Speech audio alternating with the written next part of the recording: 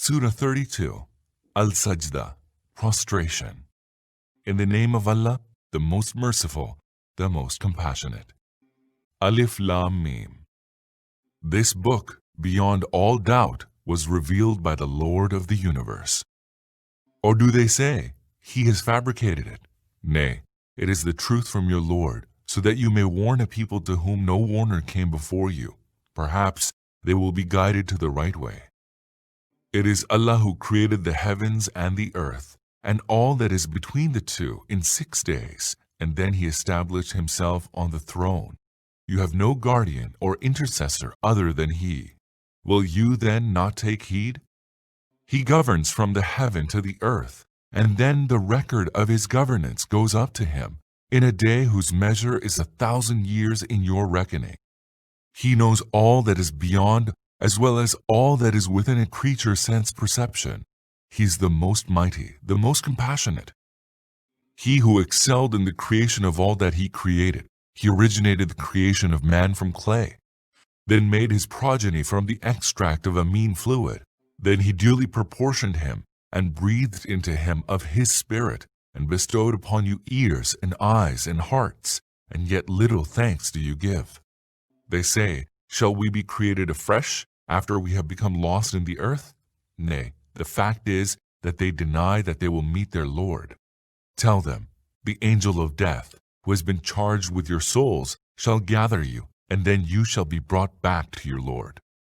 Would that you could see the guilty standing before their Lord with their heads downcast, saying to Him, Our Lord, we have now seen and heard, so send us back to the world that we might act righteously, for now we have come to have firm faith. They will be told, if we had so willed, we could have bestowed guidance on every person.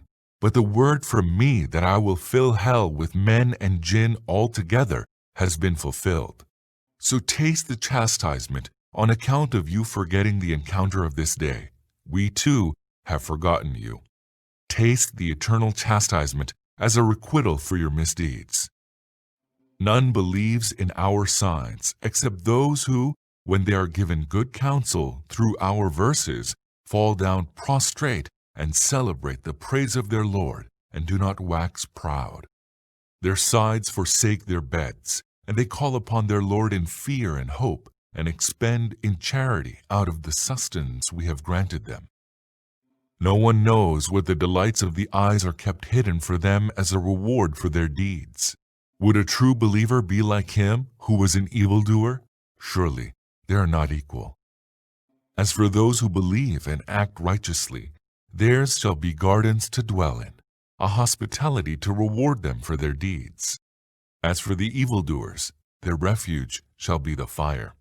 Every time they want to escape from it, they shall be driven back and shall be told, Taste the chastisement of the fire which you used to reject as a lie. We shall certainly have them taste some chastisement in this world, in addition to the greater chastisement of the hereafter. Perhaps they will retract from their transgression. And who is more unjust than he who is given good counsel through the signs of his Lord, and yet he turns away from them? Surely we will exact full retribution from such criminals. Verily, we bestowed the book upon Moses, so entertain no doubt if the Prophet Muhammad received the same. We had made that book a guidance for the children of Israel. And when they remained steadfast and firmly believed in our signs, we created among them leaders who guided people by our command. Surely your Lord will judge among them on the day of resurrection concerning the matters about which the children of Israel used to differ. Did these historical events not make them realize that we destroyed many nations before them amidst whose dwellings they now move about? Surely there are many signs in this. Are they unable to hear? Have they not seen that we drive water to the parched land, thereby bringing forth crops which they and their cattle eat? Are they unable to see? They say, if you are truthful, tell us, when will the judgment come?